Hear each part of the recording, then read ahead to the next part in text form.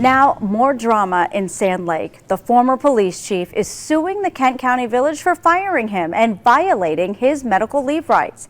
It's a story we've been following for months. Jim Ream's termination letter says village leaders terminated him due to a non-work-related injury, but that story quickly changed. 24-Hour News 8's Marvis Herring has been digging into this one for us. He has new details tonight. Marvis? Marley, good evening. In November, Sand Lake's village president Danielle Hardenberg told Jim Reamsma he was fired because he'd need too long off of work to recover from an injury that he suffered at his second job as a pastor. But then she emailed him saying there were complaints against him that led to his termination, and now there's this lawsuit.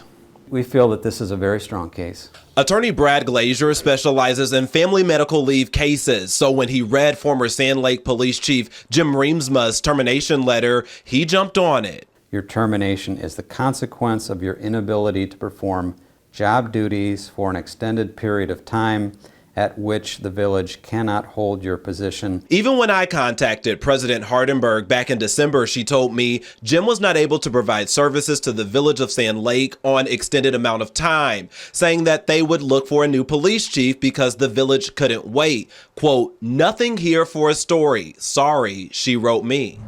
She never returned my request, but in late December, Hardenberg told the Cedar Springs Post her wording was wrong and they'd actually suspended Reamsma due to complaints. That's called pretext, when an employer tries to come up with some bogus reason for termination, and that's what we think happened here. A Freedom of Information request reveals former officer Andy DeLobel made the complaints 2 days before Reamsma's injury.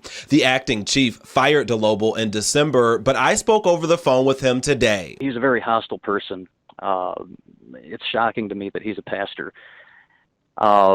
He's one of the meanest people I've ever met in my life. DeLobel emailed President Hardenberg complaints about Reamsma dating back to July. He says he didn't speak up sooner because Reamsma and the former village president were close. But this lawsuit claims so was DeLobel and Hardenberg. That is absolutely false. But there was no romantic, even if it wasn't sexual, there was no romantic relationship at all or dating? Danielle and I never dated. We had a working relationship. We were friends. We worked together at 2 jobs. You know, I don't know, I guess people assume things, apparently. Reamsma's legal team says there's no need to argue about the complaints. For them, this case is proved in writing. This case is unusual because the employer came right out and said, no, it's the medical leave was the reason for the termination. It is no doubt an unusual case here. The termination letter also claimed the village didn't have to issue FMLA or hold Reamsma's job, but attorneys for Reamsma say all villages, cities, townships, and municipalities are subject to FMLA. Reamsma's team believes that's why they're changing their tune now. And we told you last month that Sand Lake leaders voted to get rid of the entire police department. Reamsma's attorneys believe that's in response to this lawsuit.